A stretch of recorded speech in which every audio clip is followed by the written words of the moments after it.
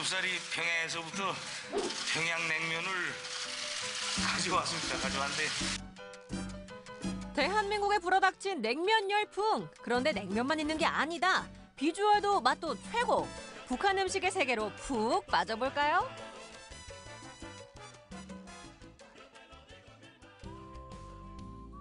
북한 음식 하면 뭐가 생각나세요? 냉면이요. 냉면 어떤 냉면? 평양냉면. 북한 음식 하면 생각나는 거? 요즘에 인기 있는 평양냉면? 면이 좀 틀리더라고. 양념은 좀 다르지 않을까요? 잘 모르겠는데요. 평양, 함흥. 비슷한 듯 다른 두 냉면의 정체를 찾아간 첫 번째 맛집. 일단 들어가 봤습니다. 겉보기엔 일반 냉면과 다름없어 보이는데요. 평양냉면이 그렇게 맛있어요? 후루룩 후루룩.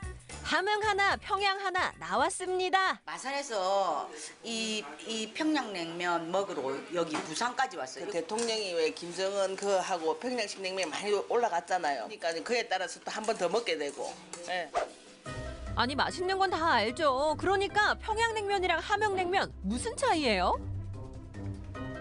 평양식은 물냉면이고 함흥은 비빔인데 일단 면 자체가 틀려요. 평양은 메밀이 순메밀로 해서 70%, 함흥은 고구마 100%를 씁니다. 그 함흥 그쪽이 감자나 고구마가 많이 나니까 그 전분을 해서 쓸 수 있는 거고, 예. 그리고 그 옆에가 바다니까 뭐 가오리나 홍어나 해서 그 같이 접목시켜가지고 넣을 수 있는 그게 되거든요. 거기는 밭이 많아서 메밀을 많이 생산할 수 있다 보니까 가루가 많이 나다 보니까 메밀을 할 수 있는 그게 아닌가 싶어요. 메밀의 담백함이 특징인 평양냉면. 최소한의 양념과 재료 맛을 살려줄 육수를 넣어 먹습니다.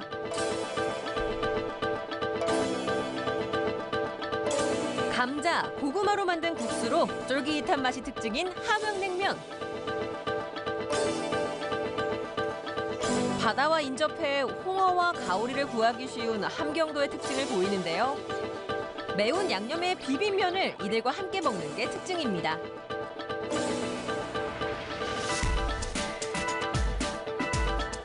왼쪽엔 평양냉면, 오른쪽엔 함흥냉면. 둘 다 맛있겠다.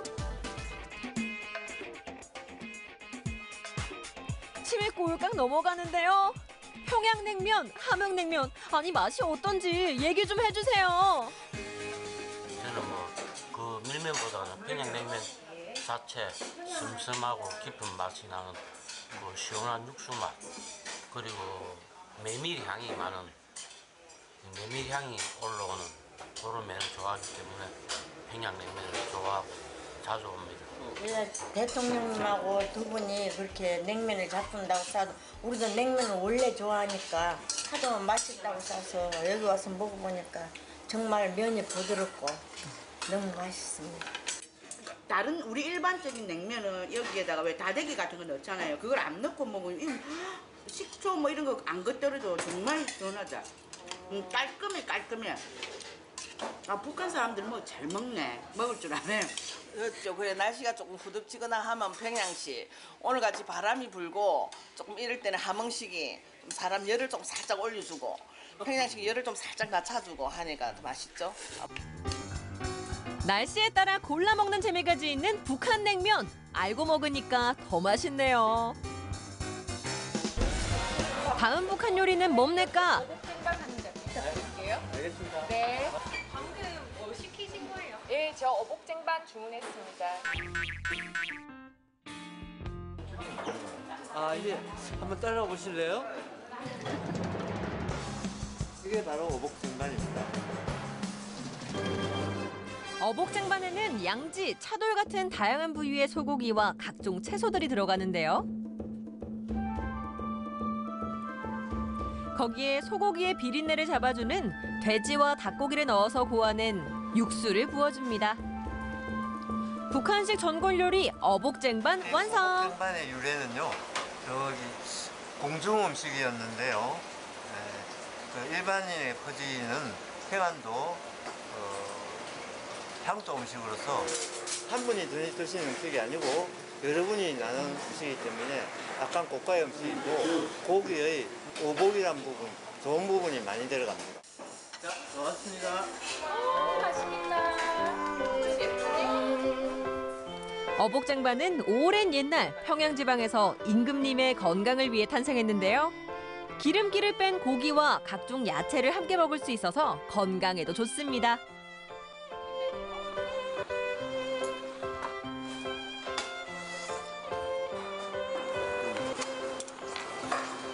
가늘게 정성스럽게 왠지 정말 좀 임금님이 드셨던 것 같은 그런 유래가 있다고 하는데 그게 느껴져요. 이렇게 차림에. 생각이 들어요. 빨리 통일이 돼서 이 음식을 북한에서도 먹고 부산에서도 먹고 제주도에서도 먹고 전국에서 다 먹을 수 있도록 했으면 좋겠습니다. 너무 맛있어요. 육질이 굉장히 부드러워요, 이게.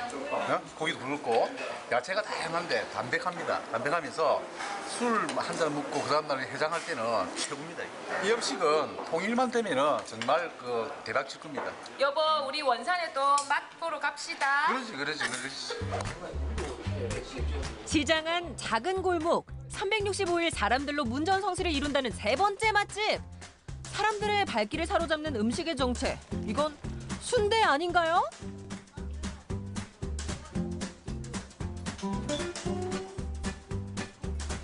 학교 앞에서 먹는 거랑 차원이 다르게 맛있어요.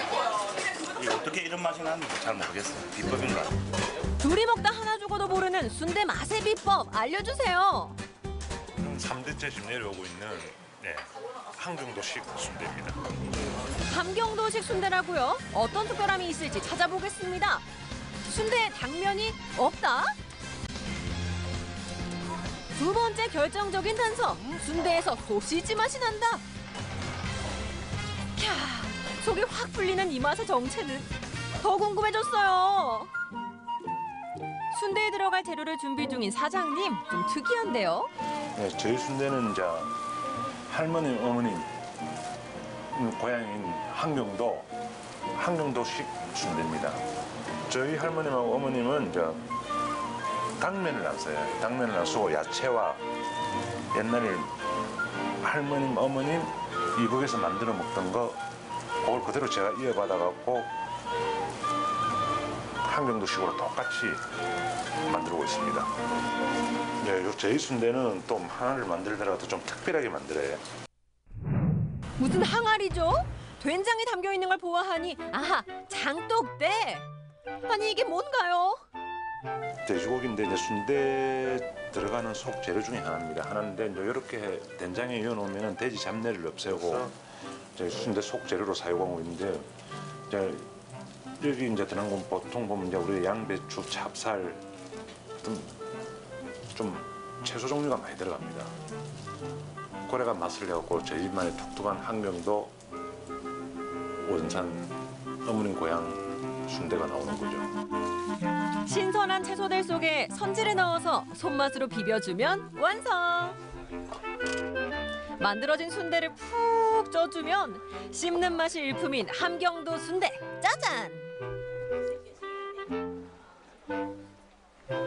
60년이 넘은 전통 그 순대라서 일단 피순대 자체가 맛있어요. 거기다가 이제 수제 순대에 육수를 우리가 정말 깊고 진하게 우리거든요. 그러니까 거기다 이제 참나물하고 이런 가진 야채들이 어우러져 가지고 깊은 맛이 나는 것 같아요.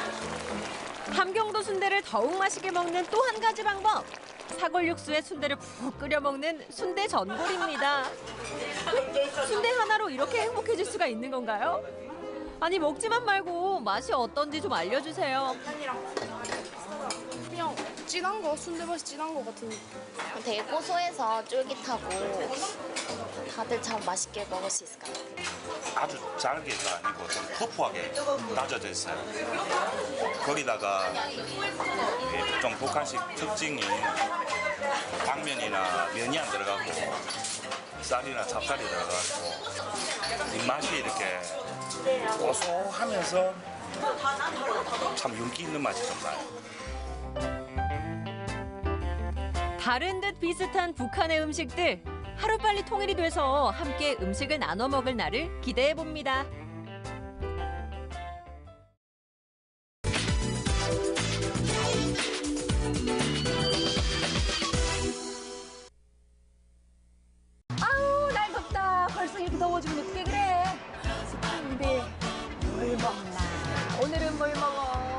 뭘 고민하세요? 시원한 막국수가 있잖아요. 부드러운 면발과 시원한 맛이 일품인 막국수. 이열치열 뜨끈한 짬뽕은 어떠세요? 아유, 짬뽕 좋죠. 큼지막한 뼈대와 얼큰한 짬뽕의 이색 조합. 미리 맛본 여름 맛대 맛. 뜨겁거나 차갑거나 지금 시작합니다.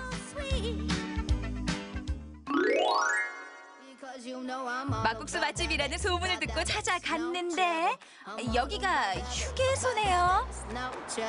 아니, 맛집이라고 했는데. 어머.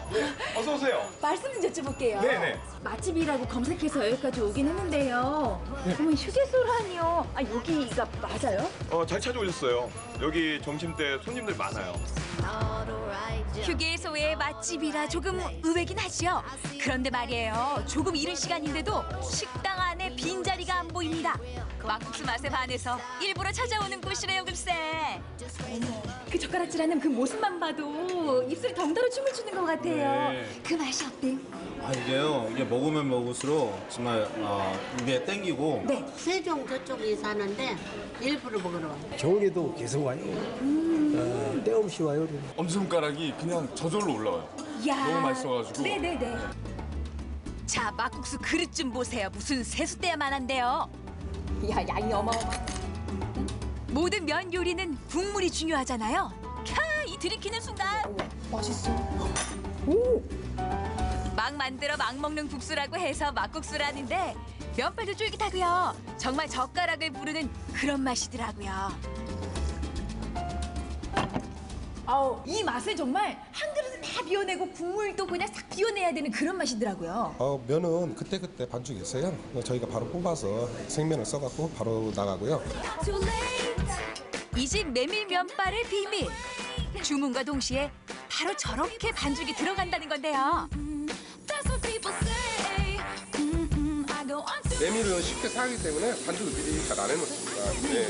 그때그때 주문 들어올 때마다 반죽을 해서 바로 삶고 있습니다. 자, 이제부터 필요한 건 바로 스피드죠. 면발이 불지 않도록 속전속결로 이루어지는데요. 금세 한 그릇이 뚝딱 만들어집니다. 야, 이건 뭐 속도전이에요. 삶아서 헹구는 데까지 뭐 손이 안 보일 정도로 정말 빨라요. 빨리 안 나가는 불기 때문에 빨리 최대한 빨리 찬물에 헹궈서 나가게 있습니다. 야, 아무리 좋은 재료로 반죽을 한들 면이 불어버리면 안 되니까. 그렇죠. 네. 맛의 비결 두 번째 바로 육수인데요. 육수는 아침부터 진하게 우려내서 마실 수밖에 없습니다. 새벽부터 5시간을 꼬박 구워낸다는 육수엔 과연 뭐가 들어갔을까요? 마늘 양파 큼직하게 썰어 넣고요. 무에 팥뿌리, 아니 한약재 모습도 보여요? 예. 한약재는 헛개, 감초, 나머지 기타 등등. 여기에 닭 한 마리가 통째로 풍덩. 보약이 따로 없습니다. 진한 국물을 내기 위해서 하고 있습니다. 힘없이 넣네요. 예.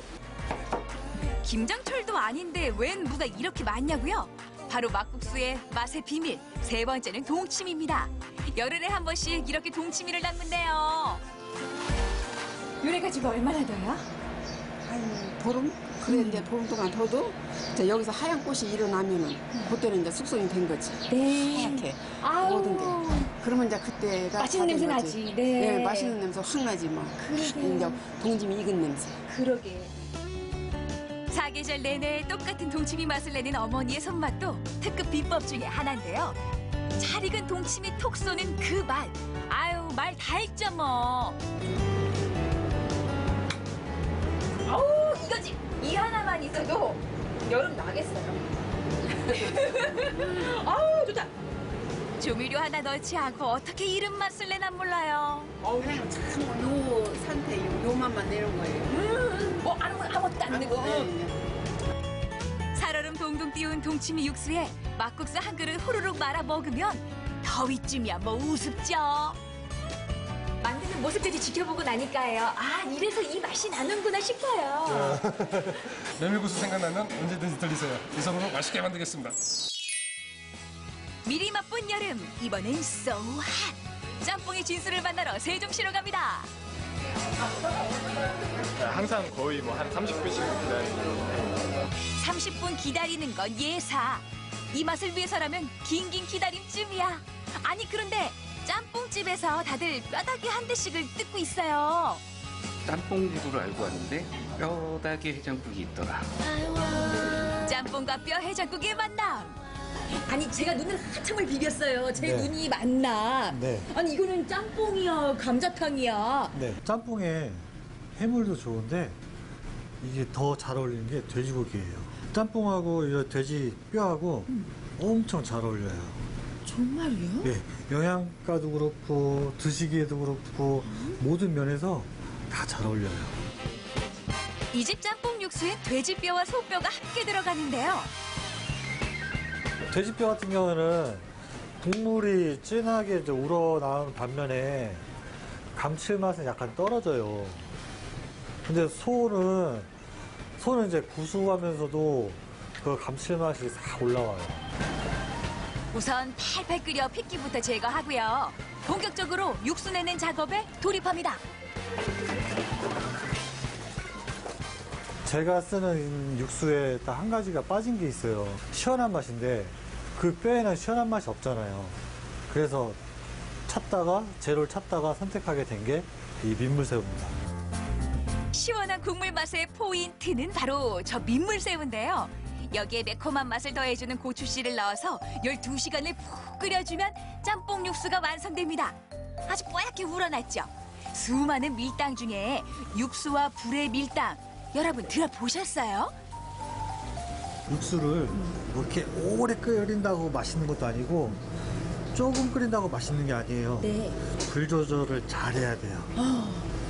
강한 불로 하다가 약한 불로 하다가 강한 불로. 밀고 당김이 있어야 예. 되네요, 육수하고도. 그래야 육수가 맛있게 잘 우러나와요. 아유 그냥 보기만 해도 칼칼해요. 매콤한 고춧가루에 후추 생강을 넣고 국물을 만들고요. 한쪽에서는 짬뽕에 토핑으로 올라갈 돼지 목뼈만 저렇게 삶아내는데요. 짬뽕 한 그릇에 철학이 담겨 있습니다. 그냥 이 국물 맛만 봐도 그냥 기가 막히겠는데요? 딱 삶아내면 이제 이물은 버려야 돼요. 잡냄새 없애고 또 이제 뼈를 갖다가 이제 생뼈를 먹으면 맛이 없잖아요. 네. 그다음 이제 양념도 한 거고 이제 그런 거예요. 매콤한 육수 맛이 살코기에 고스란히 배어 있는데요. 오래 삶았다고 해서 전혀 질긴 게 아니라 야들야들해요. 아니 이렇게만 먹으면 그 김배장집에 그 맛인데요. 근데 요 씹히는 맛도 찔깃거리는 게 아니야. 이건 등뼈가 아니라 이제 목뼈예요. 네. 목뼈가 살도 많고 부드럽고 맛도 좋아요.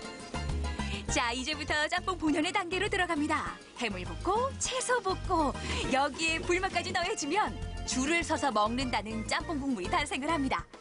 뼈 해장국을 고는 정성에 얼큰한 짬뽕이 더해진 요 맛. 면 요리는 먹고 돌아서면 금세 출출하다는데 뭐 든든함은 물론이고요. 국물 한 방울까지 흡입할 수밖에 없겠더라고요. 아유 그냥 침 넘어가는 소리가 여기까지 들려요.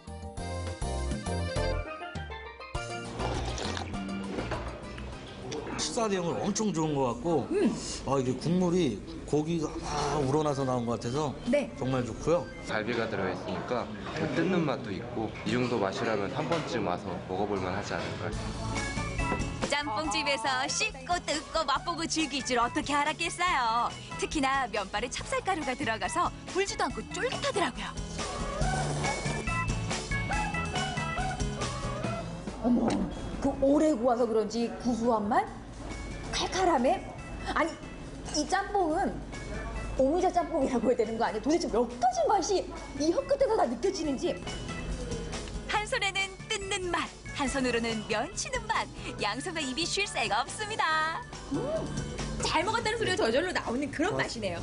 좀 더 노력해서 더 좋은 재료 있으면 손님들한테 보답하려고 노력할 거고 더 맛있게 만들 수 있도록 또 다른 메뉴도 개발하고 열심히 노력하도록 하겠습니다. 이 국물 맛이 네. 주인장을 닮았네요. 감사합니다. 지인국이에요. 네. 감사합니다. 미리 느껴보는 여름의 맛. 뜨겁거나 혹은 차갑거나. 입맛 없다고 뭐 새로운 거 없을까 고민인 분들 많으시죠? 취향대로, 입맛대로 아주 확실하게 찾아드립니다. 뭐 보약이 따로 있겠어요. 한 끼 맛있게 먹는 게 바로 최고의 보약 아닐까요?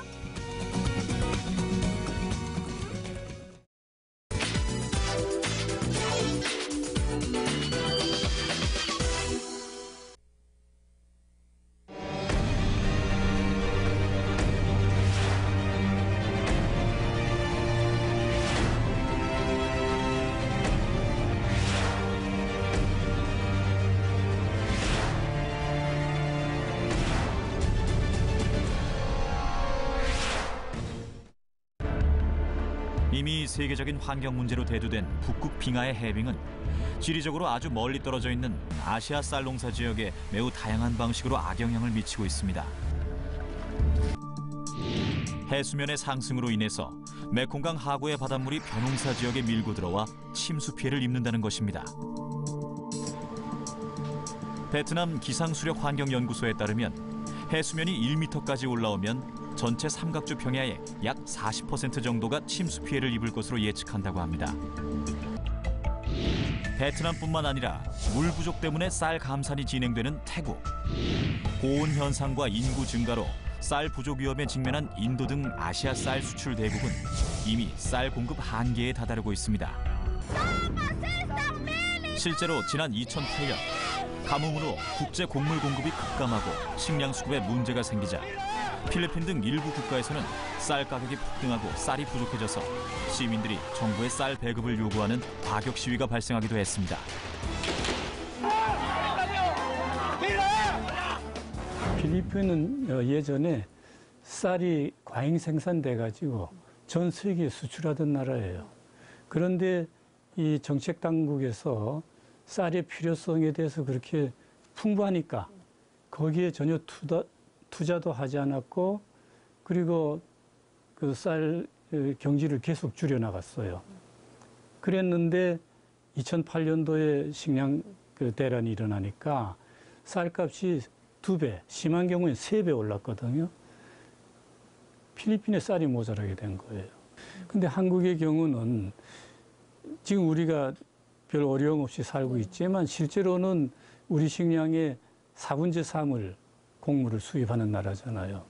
쌀이 남아돈다고 하지만 사실은 밀가루나 이런 거를 많이 먹기 때문에 쌀이 남는 거지, 우리가 필요한 절대량을 지금 충족하지 못하고 있어요.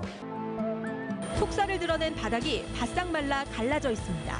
모내기가 한창일 때 찾아온 봄 가뭄에 농민들의 시름이 깊어갑니다. 온난화와 이상 기후가 원인으로 지목됩니다. 게다가 이상 고온 현상이 이어지고 있는데요. 실제 한반도 기온은 100년 전에 비해 섭씨 2도 이상 올랐고 2070년이면 한반도 절반이 아열대 기후가 된다고 합니다. 이런 기후의 변화는 우리가 재배하고 먹고 있는 주요 농작물의 커다란 변화 요인으로 작용하게 됩니다. 저희들이 분석한 결과에 따르면 한 2도 정도 그 평균 기온이 올라갔을 때 현재 재배되고 있는 자포니카 벼의 품종은 쓸모가 없는 상황이 된다고 보셔도 과언이 아닐 거라고 생각이 듭니다. 벼는 온난기후의 자포니카 품종과 아열대의 인디카 품종으로 나뉜다고 합니다. 자포니카에는 아열대에 적응할 수 있는 그런 자원들이 아직 없습니다. 한국인이 먹는 쌀, 자포니카 품종은 전 세계 생산량의 10%에 불과합니다. 문제는 아열대 기후에 적응하지 못하는 자포니카 품종의 쌀은 조금만 더 기온이 오르면 생산량은 물론 미질이 떨어진다는 것이죠.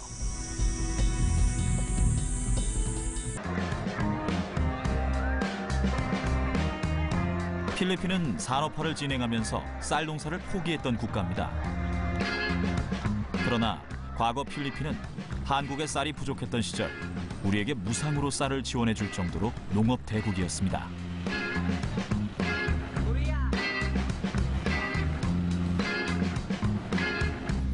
과거 한국이 통일벼를 개발해서 식량 증산에 성공한 때에도 필리핀의 농업 기술 도움이 큰 역할을 했습니다.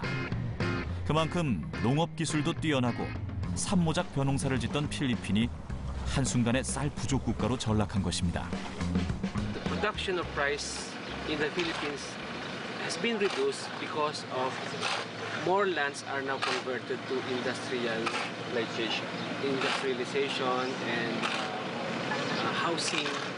We have about 4.1 tons per hectare average yield. So we cannot supply enough rice for the Filipinos. 산업화가 진전되고 식생활이 서구식으로 일부 변화한다고 해서 오랜 기간 아시아 사람들이 이어온 전통 음식 문화가 빨리 바뀔 수는 없습니다. 필리핀 사람들은 여전히 쌀밥을 꼭 먹어야 하죠. 시장에서는 쌀을 1kg처럼 소량씩만 판매합니다. 시민들은 거의 매일처럼 쌀을 사가면서 가격을 들여다보지만 한 번 오른 쌀 가격이 좀처럼 내려가질 않습니다. How much is this before? Before the Denorado, I think it is in the range of 30. 30? 30, yeah. 30 pesos, and now 55. And now it is 55 pesos. It's very high. Yeah, it's running so high, I think. Yeah. How often do you buy your rice? Almost every day. Every day. Every day? Yes, we consume about 1 kilo a day. 1 kilo a day. 1 kilo a day? Yeah. Then it's very big money when we calculate it in a month. Yes, but I think it's worth it when you expend that kind of money with this kind of quality of rice. Then I think it's nothing bad about it. 쌀이 부족해지고 가격이 오르니까 어쩌면 더욱더 쌀이 소중해지는지도 모릅니다. 현재 필리핀은 아시아에서 4번째로 쌀을 많이 수입하는 나라입니다.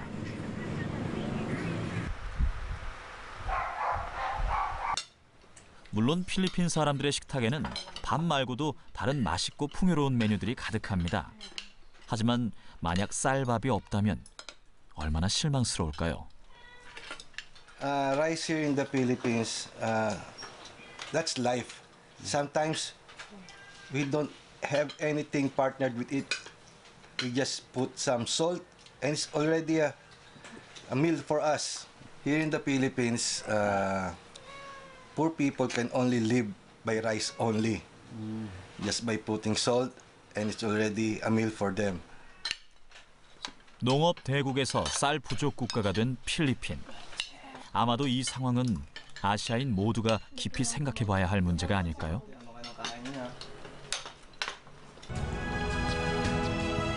자국민에게 안전하고 충분한 쌀을 지속 가능하게 매년 공급할 수 있느냐가 기후변화 시대를 사는 아시아 국가들이 가장 서둘러야 하는 최대 위기관리 문제이니까요.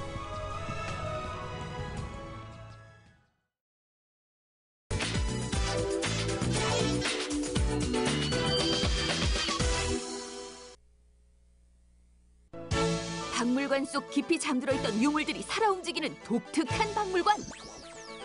수백 년의 역사, 거대한 규모, 유명한 작품은 없다지만 소소한 재미를 주는 독특한 박물관들이 대구에 있다. 박물관에서 이런 경험도 하고 너무 좋은 것 같아요. 여기에서만 볼 수 있고 재밌는 게 너무 많고 신기한 것도 너무 많아서 좋아요. 이런 박물관은 없었다? 함께 즐기고 역사를 기록하며 소통할 수 있는 이색 박물관. 대구에서만 만나볼 수 있는 신나는 박물관 투어. 지금 바로 그 현장 속으로 떠나보자.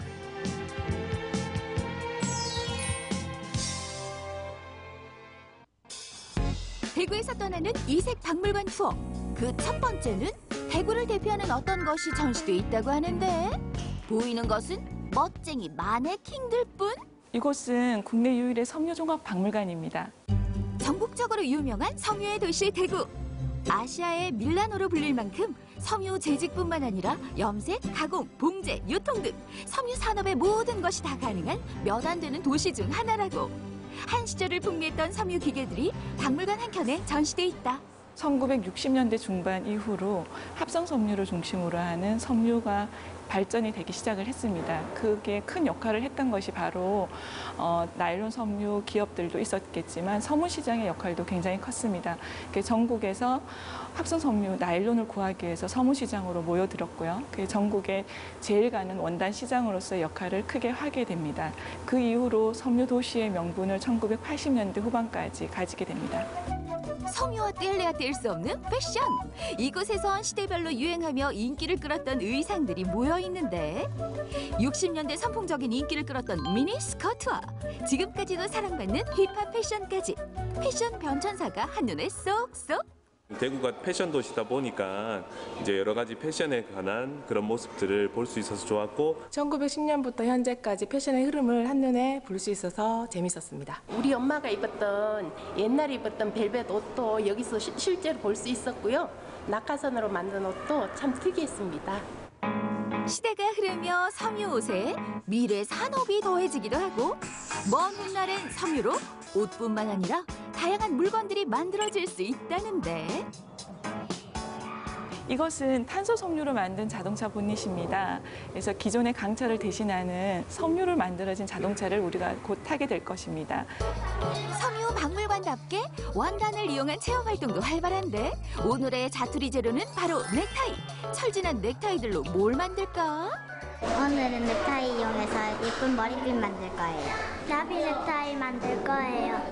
아이들의 상상력이 마구마구 발휘될 시간. 고사리 손이 바쁘다 바빠. 그리고 난 다음에 와이어를 뱅글뱅글뱅글 쑥꼭지 잠그듯이 잠궈주면요. 이게 정말 헛 넥타이 맞나요? 아이들의 패션 감각 살려줄 예쁜 리본으로 변신. 못 쓰는 넥타이를 가지고 머리핀을 만들어서 재밌었어요. 저희 아이들한테 이렇게 섬유에 대해서 설명해 줄 수도 있었고 또 같이 체험도 할 수 있어서 정말 좋았습니다. 이번에는 거리 자체가 박물관이라 할 수 있는 대구의 북성로. 공구 장인들의 삶이 녹아있는 이곳에 새로운 박물관이 세워졌다. 개관한 지 한 달도 채 되지 않은 북성로 기술예술융합소. 북성로에 되게 많은 기술 장인분들이 계시고 또 기술에 대한 종류도 되게 많이 있는데 그것을 시민들이 혹은 또 다양한 작가들이 만날 기회가 좀 적은 게 사실이에요. 그래서 그분들과 그런 요소들이 좀 더 잘 만날 수 있고 융화돼서 뭔가를 만들어낼 수 있는 그런 허브가 될 수 있도록 이 공간을 꾸몄습니다.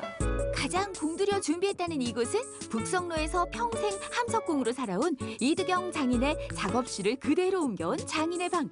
그의 손때 묻은 공구들이 역사를 말한다. 그냥 구경만 하는 공간이 아니라 어쩌다 한 번씩이긴 하지만 시민들이랑 기술자분들이랑 직접 만나서 작업하는 모습도 볼 수 있는 약간 살아있는 전시 공간이라고 볼 수 있을 것 같습니다. 시민들과 북성로 장인을 이어주는 이 공간에 유독 애착을 갖는 분이 있다. 북성로에서만 30년 넘게 공구 일을 해오셨다는 이종섬 사장님. 막 개장한 박물관에 이것저것 조언을 해주시는데. 이거는 이렇게 전시하는 게 아니고 사람들이 오면 이렇게 만져볼 수 있도록 그 느낌을 알 수 있게끔 만져보도록 좀 허락을 해주시면 좋겠다 하는 거. 서신 분들의 어떤 따스한 옹기도 옹기지만 이렇게 장인 정신을 조금 느껴보고 가는 그런 시간이 되시면 좋겠다 하는 거. 북성로에 장인들이 없었다면 만들어지지 않았을 이 공간. 이종섬 장인은 이곳에 아주 중요한 물건을 기증했다고 하는데 바로 이 모루다. 건물을 다 지나놓고 상호까지 모르라고 지어놓고도 모르는 실질적으로 상징할 수 있는 모르는 없다고 내한테 전화가 왔었어요. 필요를 하지만 또 이게 이때까지 또 인연이 있었기 때문에 내가 모르를 기증하게 되었습니다.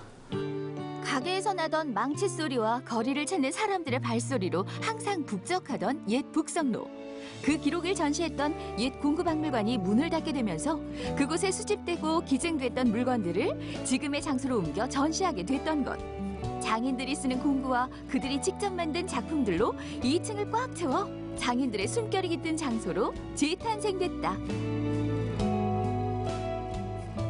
대구의 중구 북성로 이 장소에 대한 정체성을 잘 알 수 있을 것 같다는 생각이 드는데요. 그 장소에 오리지널함이 잘 살아나서 좋은 공간인 것 같습니다.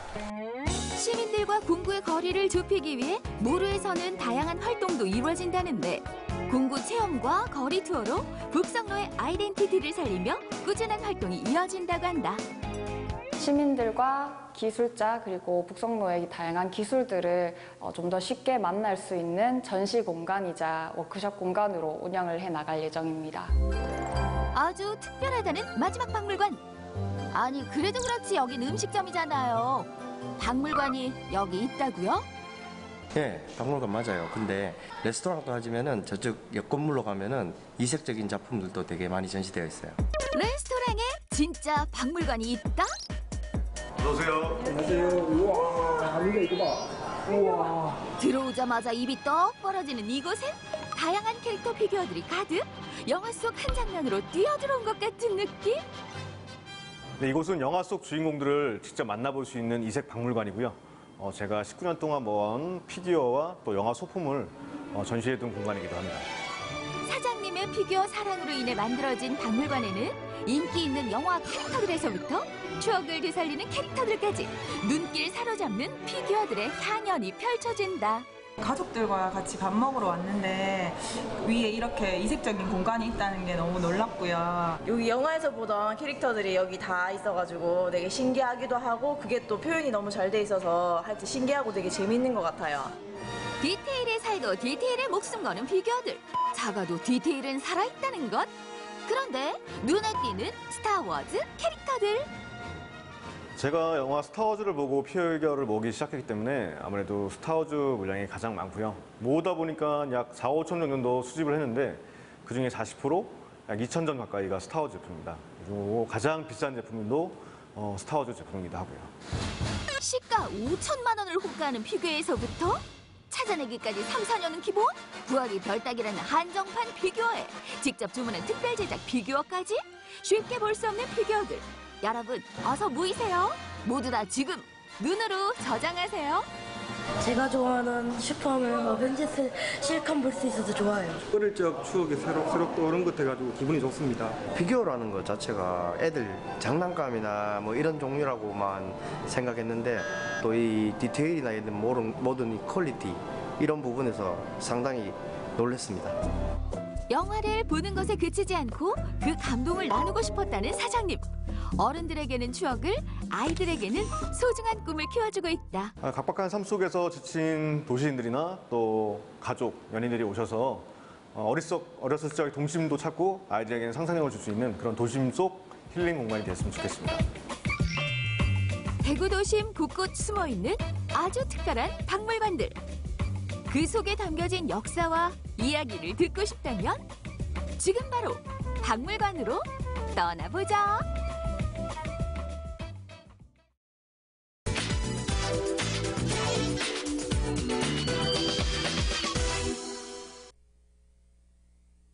산으로 강으로 나들이 하기 딱 좋은 계절. 그저 먹고 노는 여행이 아니라 기왕이면 배우고 깨닫는 보람까지. 보다 유익한 여행을 계획해보면 어떨까요? 자연에 대한 생각과 또 사람이 자연과 함께 살아가고자 하는 그런 노력을 보여줄 수 있을 거라고 생각합니다. 수려한 소나무 숲을 배경으로 지역 문화예술의 명맥을 이어가는 무형문화재와 함께 생생문화탐방. 유익한 역사문화 공부는 기본, 신나는 놀이와 편안한 휴식은 덤입니다. 여기는 마음도 이렇게 가다듬고 공기도 마시면서 마음이 이렇게 수양하는 느낌으로 너무 참 좋은 것 같아요. 명실상부 충북의 관광 랜드마크 보은군 속리산에서 야심차게 준비하고 대한민국에서 인정받은 가족 체험 여행. 정이품송이 있는 속리산으로 지금 떠나볼까요? 한반도의 척추 역할을 하는 백두대간.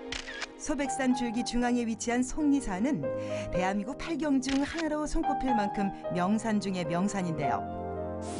특히 높은 산 깊은 골짜기까지 녹음이 짙어지는 이맘때면 그야말로 풍경이 장관이죠. 그 때문에 산에는 상춘객들이 가득한데요. 거리도 가깝고 공기도 맑고 그래서 가끔가다 보다 잘 들리고 있어요. 걷는 게 왜 좋아? 공기 마시면서. 여기는 항상 올 때마다 마음도 편해지고 경치부터 엄청 좋은 것 같습니다. 옆에는 산도 있고 뭐 있으니까 엄청 좋은 것 같습니다. 속리산 하면 역시 정이품송을 빼놓을 수 없죠. 거친 세월의 풍파 속에 좌측까지가 훼손되긴 했지만 여전히 위풍당당 멋들어진 모습입니다.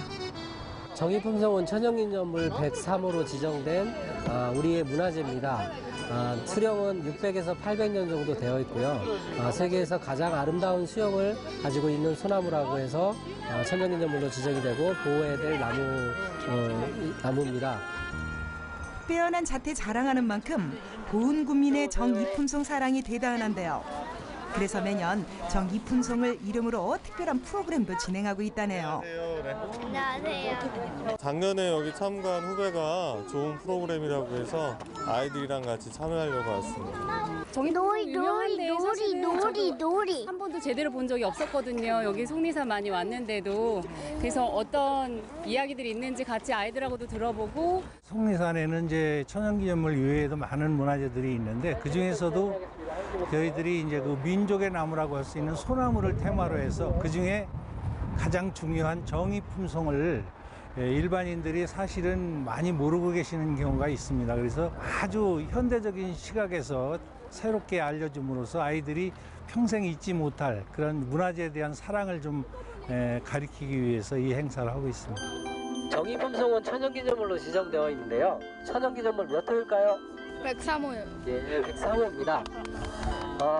1962년도에 천연기념물로 지정이 됐는데요.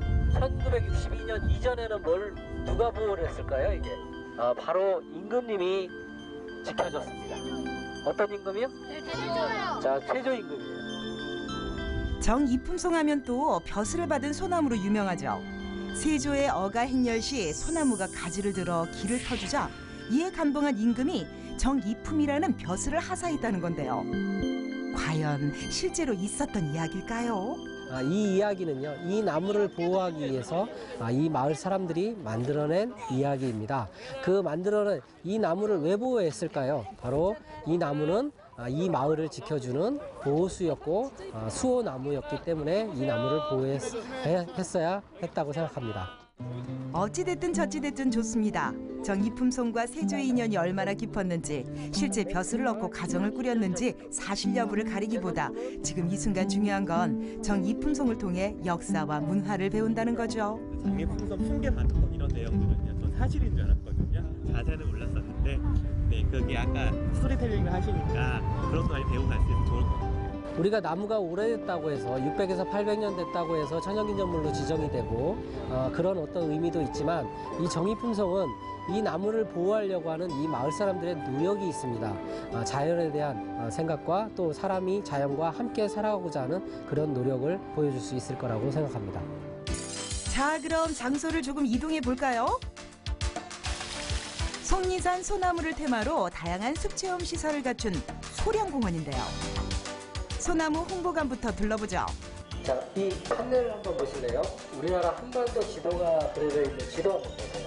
어떤 거는 이봉형, 어떤 건 동북형, 어떤 건 금강형. 우리나라 저렇게 한반도에 소나무가 사실은 조선 소나무라고 불릴 정도로 소나무가 많았습니다. 근데 이 소나무가 어느 날 갑자기 싹 베어졌습니다. 언제요? 일제강점기 때요. 소나무를 통해 본 우리의 역사가 참으로 흥미롭죠. 우리나라에서 자생하는 다양한 소나무의 종류와 생태, 더불어 소나무가 우리 생활에 미치는 영향과 문화 등 흔하기에 무심했던 소나무에 대해 많은 것을 알아볼 수 있는 시간이었는데요. 아이들이 사실은 나무에 대해서, 환경에 대해서 사실은 잘 모르는데, 그래서 직접 해설사분한테 직접 전문적으로 듣고 있어서 교육이 많이 될 것 같아요. 열심히 공부했으니 이제는 신나게 뛰어놀 시간. 하나씩 찾아오는 거야? 알았지? 찾으면 엄마 아빠 주는 거야? 오케이? 화이팅! 보물찾기를 하듯 군데군데 숨겨진 같은 색깔의 퍼즐 조각을 찾아 정이품송 그림을 완성하는 건데요. 이때 중요한 건 온 가족이 의기투합해야 한다는 것. 아이가 퍼즐을 찾고 부모님이 맞추는 거죠. 어디일까? 여기다. 와, 가족의 힘으로 눈 깜짝할 사이 경기 종료. 형식상 순위를 가리긴 했습니다만 모두들 참 잘했어요. 생각보다 되게 재밌었던 것 같아요. 아까 설명해줄 때 살짝 지루했는데 지금 이런 거 하니까 되게 신나요. 누나는 그 등수 드니까 기분이 어때요? 좋아요. 친구는? 저도 좋아요. 이어지는 프로그램 보은군을 빛낸 장인들을 만날 시간입니다. 낙화장 기능 보유자를 시작으로 목불 조각장, 송로주 제조 기능 보유자, 야장 전수 교육자와 낙화장 전수 교육자까지 2004년부터 올해 이르기까지 정이품송 생생문화제를 이끌어간 주역들인데요. 먼저 충청북도 무형문화재 제3호 송로주 장인과 함께 해볼까요? 맵쌀과 누룩으로 삼해주를 만들어 소나무 옹이 마디를 넣고 술을 빚는 건데요. 그 조선시대서부터 이제 그 전해져 내려오는 술인데 그 예전에 이제 그 신경통 관절염 이렇게 아프신 분들이 이제 그 이 술을 드시면 드시고 이제 효과를 보셨다고 하는 그런 그 기록이 또 있어요. 동의보감에서 인정한 송로주의 양리 효능. 그렇다면 맛은 어떨까요? 자고로 몸에 좋은 게 입에는 쓰다고 했는데요. 풀향이 되게 많이 나고요. 목으로 넘어가면서 화해져요. 네. 정이품송 무드등 만들기도 재밌습니다. 미리 준비해놓은 원목 틀 표면을 곱게 갈고 너무 가운데보다 약간 위로 올라가는 게 이쁘겠지, 그지? 목불 조각장과 야장 장인의 코치대로 멋지게 외형을 꾸미고 오케이. 낙화장 장인의 도움을 받아 불에 지진 인두로 이름과 날짜를 새겨 넣으면 나만의 무드등 완성입니다. 이쁘게 잘 만들었어요. 친구야, 근데 잘 만든 것 같아. 어때? 기분이 좋아요. 애들이 얘가 생각보다 잘해줘가지고 너무 좋아요. 저는 무형문화재를 처음 만났는데요. 이렇게 직접 만들어주시니까 더 소중하게 느껴지는 것 같아요. 애들이랑 사포질도 해보고 못질도 많지는 않지만 해보니까 재밌는 것 같아요. 이런 게 있다는 걸 아이들이 몰라요, 거의. 그래가지고 이제 이 인두를 지어주면서 이게 타는 걸 보면서 굉장히 신기해하는 거예요. 그러니까 그 신기해하는 그 자체가 이해하는 거예요. 그래서 굉장히 보람을 느끼죠. 그 아이들이 이제 크면은 이걸 이해하고 더 이제 전통에 대해서 관심을 갖게 되겠죠. 맞습니다. 어제가 없는 오늘은 있을 수 없고 오늘이 있기에 찬란한 내일도 꿈꿀 수 있는 거겠죠. 반만년 역사를 바탕으로 꽃피운 우리의 소중한 문화유산. 많은 이의 관심과 애정이 초석이 되어 더욱 빛을 발하길 바라봅니다. 정이품송의 역사에 대해서 이제 많이 알게 됐고요. 특히 이제 가족들이랑 같이 참여하고 그다음에 참여를 하면서 새로운 그 우리 무형문화재 기능장분들과 이제 얘기도 하고 그분들의 이제 경험, 재밌는 얘기들을 많이 들어가지고 재밌었습니다. 만족스러우세요? 예, 만족스럽습니다. 소나무와 소나무를 사랑하는 이들이 함께했던 아주 특별한 하루. 모두에게 즐거운 추억을 선물했겠죠. 지금 저희가 하고 있는 행사가 상당히 그 가족들한테 인기도 많고 또 저희들도 보람을 갖고 하고 있습니다. 저희들도 더 노력을 해서 좀 더 이 행사가 확대되고 발전됐으면 하는 바람을 갖고 있습니다. 정이품송으로